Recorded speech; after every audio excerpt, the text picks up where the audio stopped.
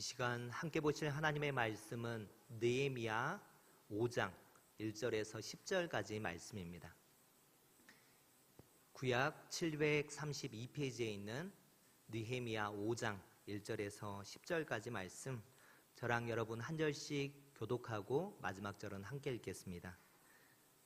그때에 백성들이 그들의 아내와 함께 크게 부르짖어 그들의 형제인 유다 사람들을 원망하는데,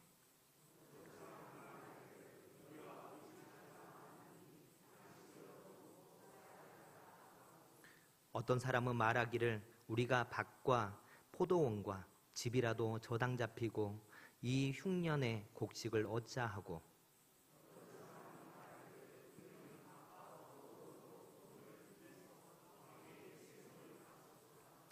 우리 육체도 우리 형제의 육체와 같고 우리 자녀도 그들의 자녀와 같거늘 이제 우리 자녀를 종으로 파는도다. 우리 딸 중에 벌써 종된 자가 있고 우리의 밭과 포도원이 이미 남의 것이 되었으나 우리에게는 아무런 힘이 없도다 하더라.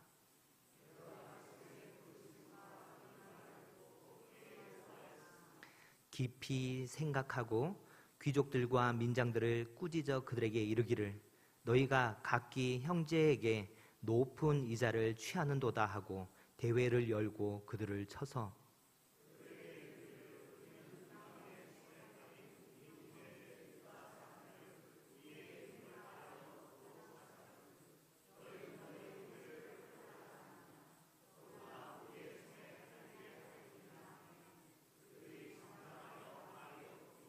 내가 또 이르기를 너희의 소행이 좋지 못하도다. 우리의 대적 이방 사람의 비방을 생각하고 우리 하나님을 경외하는 가운데 행할 것이 아니냐. 나와 내 형제와 종자들도 역시 돈과 양식을 백성에게 구워 주었거니와 우리가 그 이자 받기를 그치자. 아멘. 처음에는 작고 사소했던 내부의 문제가 시간이 지나면 해결이 되지 않고 오히려 쌓여 더 큰 문제로 발전하다 보면 결국 쾅 터져버리는 이 폭탄 같은 것을 알기에 지혜로운 리더들은 내부 문제를 발견하게 되면 신속하게 그것을 해결하려 합니다. 일반적으로 이 골마 터진 내부 문제는 단순한 문제가 아니라 조직의 존속을 위협할 수 있는 매우 심각하고 시급한 사안입니다. 이는 마치 건물 내부에 설치해둔 시한폭탄이 폭발함으로 건물이 폴싹 주저앉고 마는 것과 같습니다. 오늘 읽었던 이 느헤미야 5장에서도 이 골마 터진 내부의 문제가 드러납니다. 이 문제를 그냥 두면 하나님의 공동체를 위협하게 될 것입니다. 그러면 느헤미야는 이 문제 앞에서 어떻게 이 문제를 해결해 갈까요? 역사의 많은 사례들처럼 외부로 시선을 돌렸을까요? 아니면 획기적인 다른 방법을 찾게 되었을까요? 오늘 말씀 속에서 느헤미야가 이 내부에 설치된 폭발물을 어떻게 해체해 가는지를 통해 우리의 삶의 문제를 어떻게 지혜롭게 해결해 갈지를 그 방법들을 찾아가는 저와 여러분 되시기를 주님의 이름으로 축원합니다. 백성들이 느헤미야의 지휘 아래 한편으로는 적의 습격을 대비하면서 한편으로는 쉴 새 없이 힘든 성벽 재건 공사를 진행시키고 있을 때 오늘 말씀을 읽어보니까 갑자기 가난한 백성들이 몰려와서 크게 부르짖으면서 자신들의 유다 형제를 원망합니다. 특히 아내와 함께 와서 부르짖었다는 것은 이들의 원망거리가 집안 전체를 흔들어 놓았다는 것을 알 수 있습니다. 자, 그러면 이 당시의 백성들의 고통은 어느 정도였으며 그 원인은 무엇이었을까요? 2절을 보면 당시 가족들의 끼니를 걱정해야 할 백성들이 많았음을 알 수 있습니다. 어느 시대, 어느 사회에서나 이런 극빈 계층들은 항상 존재했습니다. 그런데 이들의 빈곤이 자신들의 게으름이 아닌 어떤 외부적인 요인 때문일 경우는 언제든 폭동이나 밀란으로 번질 위험이 있습니다. 3절을 보니까 이즘 지독한 흉년이 들었던 것으로 보입니다. 그래서 사람들은 자신들의 밭이나 포도원, 심지어 집이라도 팔아서 먹을 것을 장만해야 했습니다. 또한 엎친 데 덮친 격으로 당시 피지배국이었던 이 이스라엘 사람들은 점령국 페르시아 제국의 과중한 세금에 시달리고 있었습니다.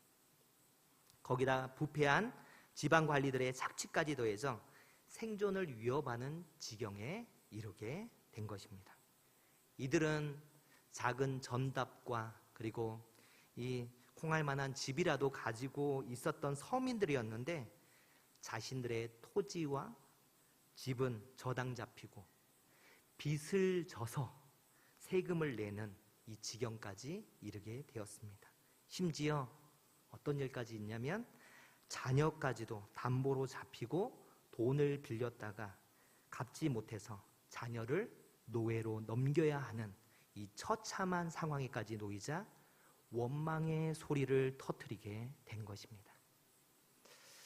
느헤미야는 신속히 이렇게까지 악화된 원인을 조사하게 됩니다. 조사 결과 흉년과 세금은 어쩔 수 없다고 쳐도 가난한 서민들이 돈을 갚지 못해서 자녀를 넘겨야 하는 상황까지 간 데에는 이 사회의 기득권층들의 지독한 고리대금이 있었음에 드러났습니다. 부자가 가난한 사람들에게 돈을 빌려주고 이자를 받는 것이 무슨 죄가 됩니까? 라고 생각할지도 모르겠지만 하나님의 말씀에는 이 지독한 흉년과 불경기에 신음하는 가난한 형제들에게는 이자 없이 돈을 빌려줄 것과 가난한 자의 물건은 오랫동안 저당 잡지 말라고 명하고 있습니다. 이는 가난한 자의 옷이나 집 같은 것은 그들의 생존에 있어서 절대적으로 필요한 수단이기 때문에 그렇게 하라고 명령하신 것입니다. 하나님은 이렇게 가난한 자들이 숨 쉴 수 있는 이 구멍을 율법을 통해서 명하셨는데 이는 공동체 안에서 서로 함께 윈윈 하면서 살아가는 방법을 제시해 준 것입니다. 그런데 이 형제와 이웃의 힘든 사정을 눈으로 다 보고 있어요.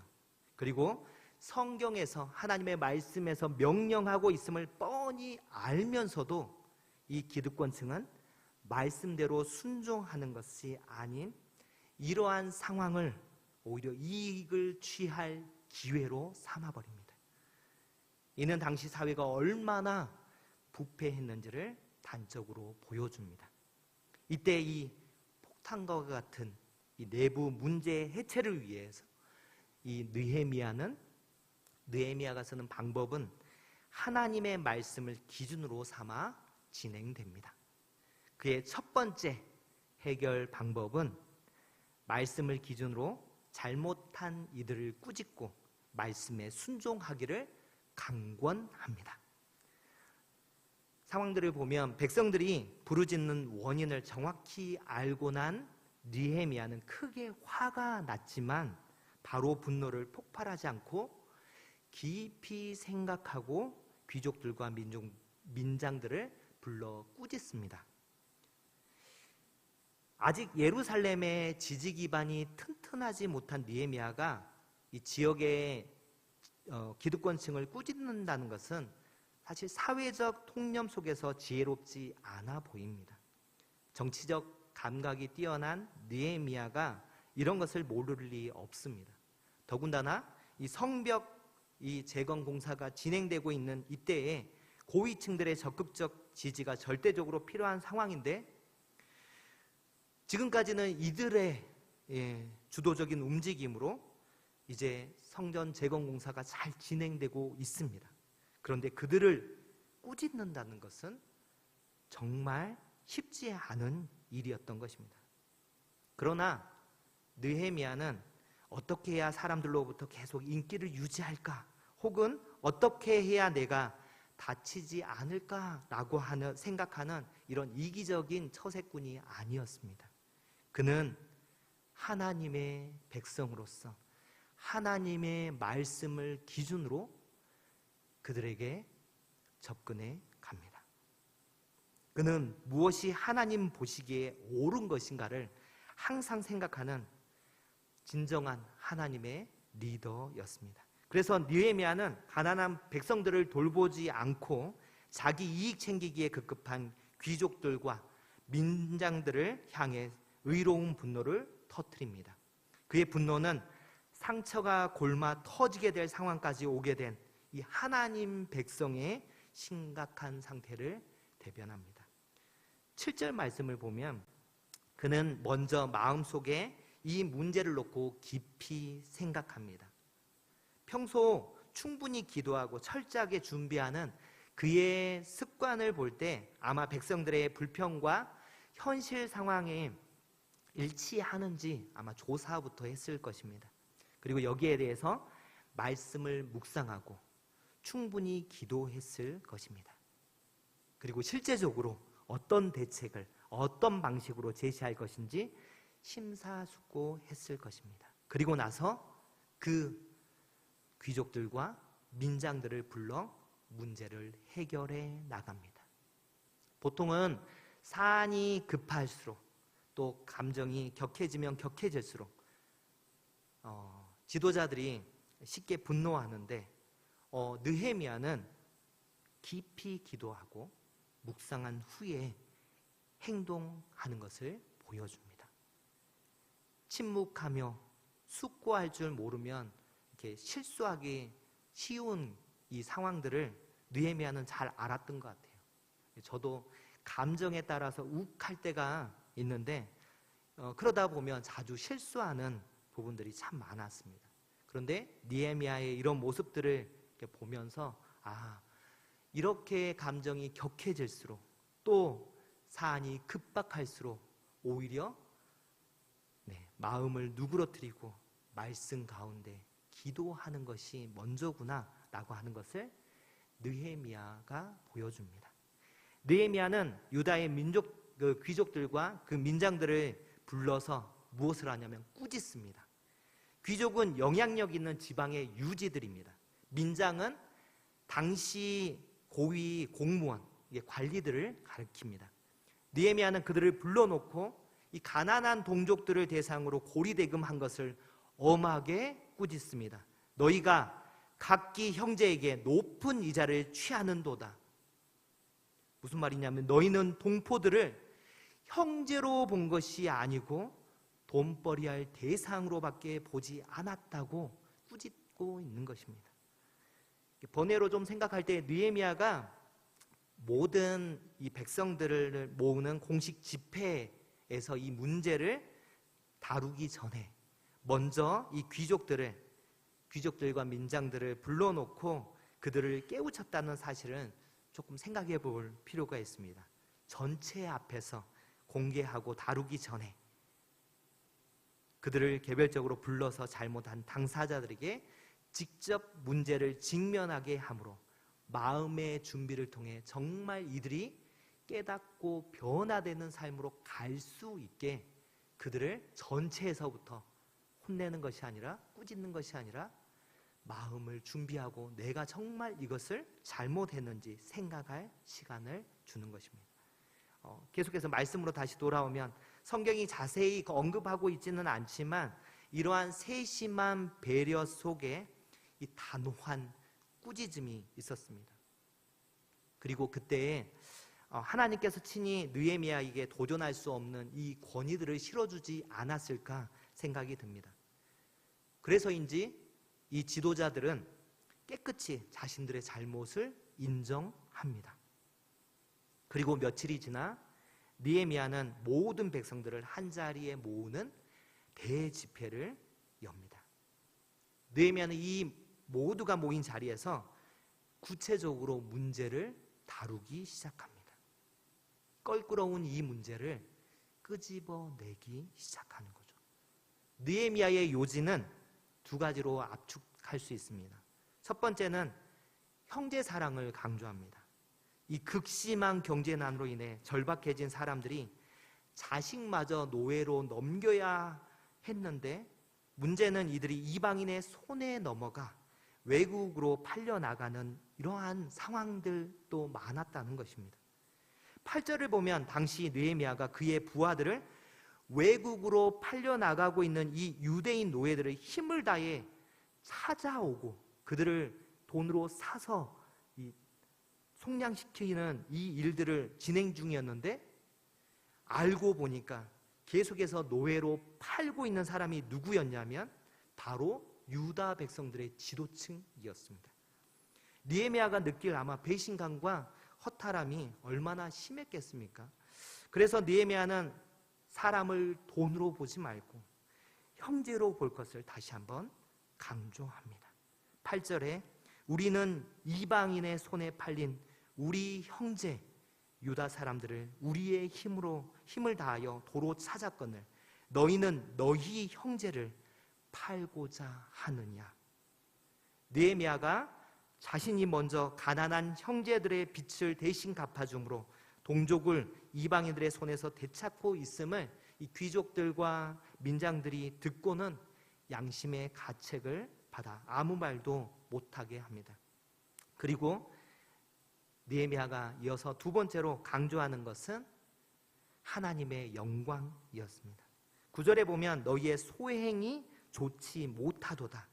우리의 대적 이방 사람의 비방을 생각하고 우리 하나님을 경외하는 가운데 행할 것이 아니냐.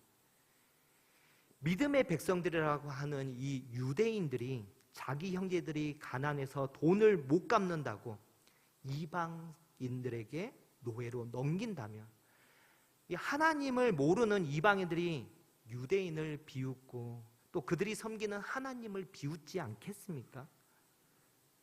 사실 느헤미야가 가장 우려한 것은 바로 이것이었습니다. 외부의 공격보다도 더 무서운 것은 외부의 비방을 정당화시켜주는 내부의 부패입니다. 믿는 사람들의 삶이 올바르고 덕스러워야 하는 이유는 그것이 하나님의 영광과 직결되어 있기 때문입니다. 우리가 하나님의 말씀에 불순종함으로 나타나는 결과들로 인해서 우리 하나님이 세상 사람들로부터 비방거리가 되어서는 안 됩니다.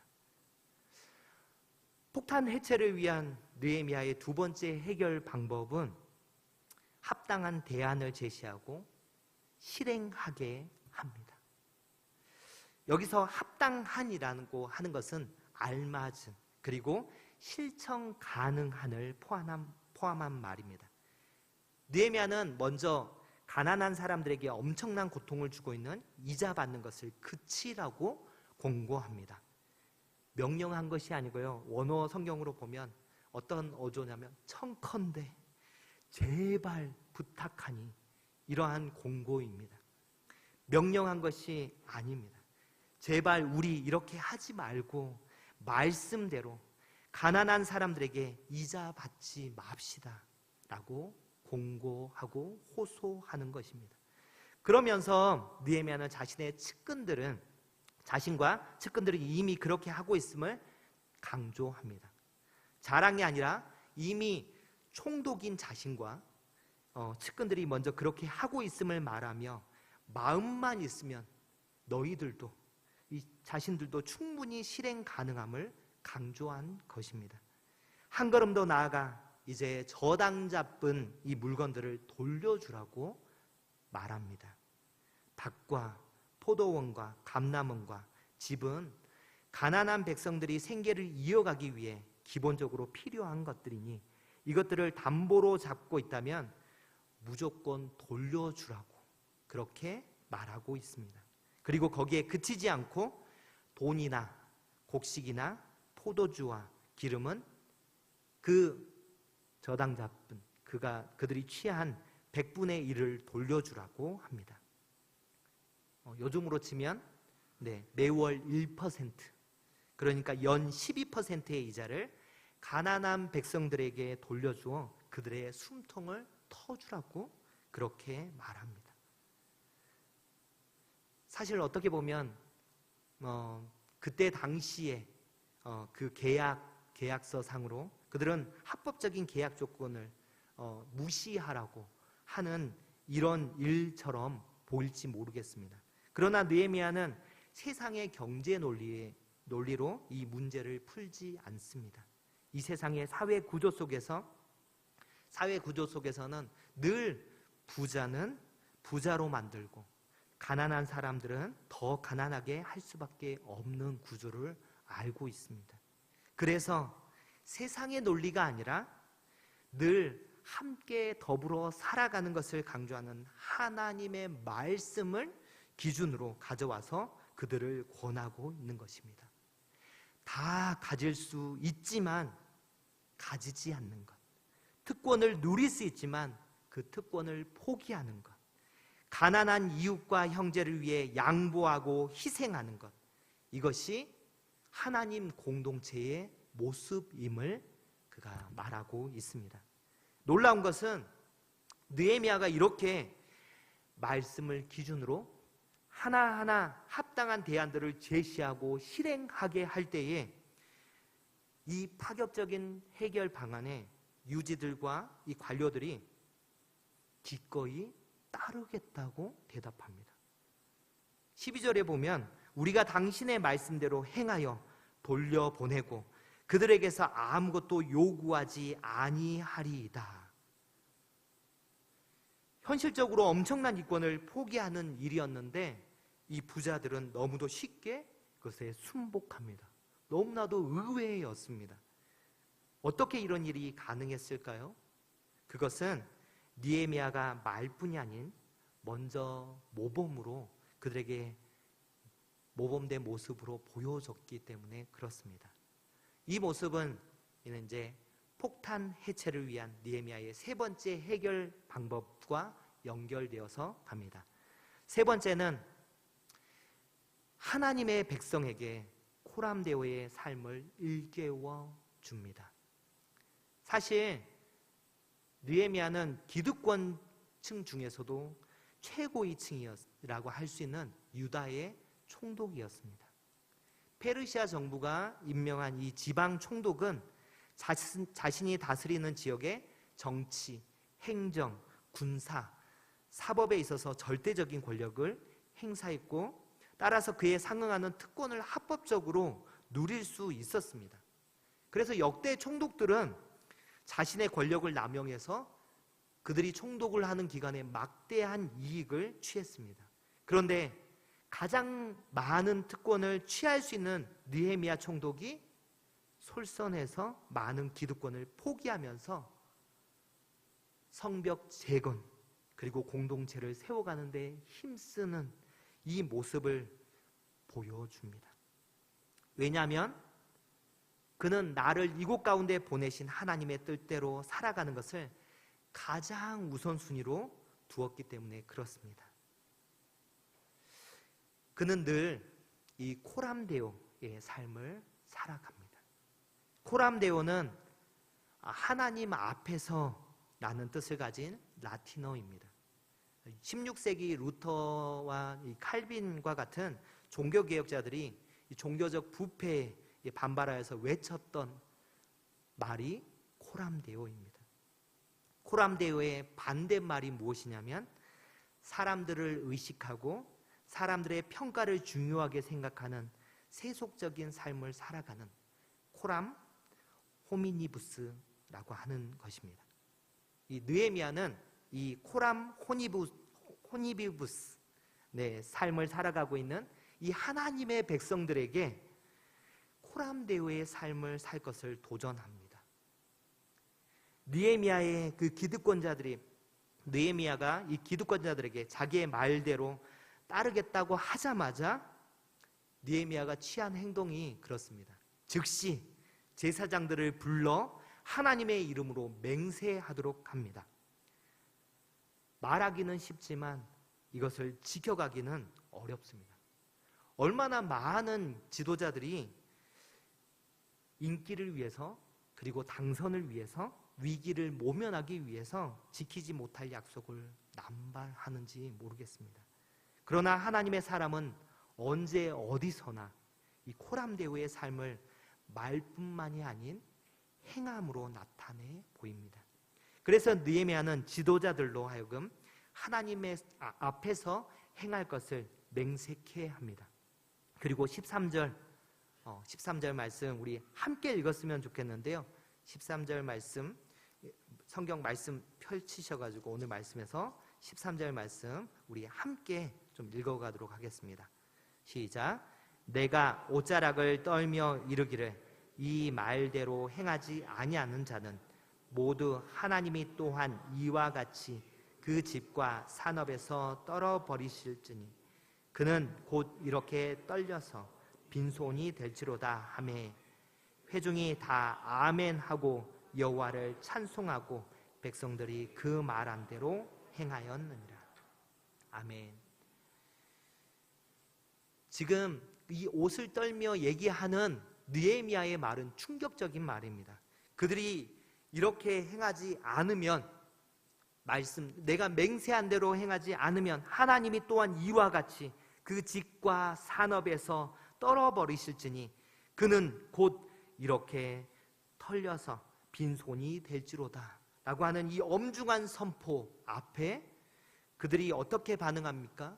회중이 아멘 하면서 여호와를 찬송하고 백성들이 그 말한 대로 행하였다라고 말씀하고 있습니다. 우리의 생각은 세상적인 방법에서 지혜를 찾고 그 방법으로 해야 이들이 좀 지도자의 말을 들어줄 것 같은데 느헤미야는 그렇게 행하지 않습니다. 말씀을 기준으로 그 말씀으로 꾸짖고 또한 그 말씀으로 행하게 합니다. 그리고 하나님 앞에서 살아가는 삶을 제시합니다. 이제 이들의 삶에 실제적인 변화가 일어나게 될 것입니다. 그리고 이것이 진정 하나님의 방법으로 내부 문제를 해결하는 것이며 이를 통해서 하나님께서 영광 받으실 것입니다. 느헤미야 5장에서 하나님께서 느헤미야의 그 해결하는 방법을 통해 우리에게 우리 안에 있는 골마 썩어진 내부의 문제를 해결하는 방법을 알려주십니다. 이 시간들을 통하여서 말씀 가운데 하나하나 실행함으로 말씀을 기준으로 삼음으로 우리가 실행해 볼 때에 우리 안에 있는 그 내부의 문제들, 삶의 문제들이 하나하나 해결해 가는 그 은혜들을 경험할 수 있기를 주님의 이름으로 축원합니다.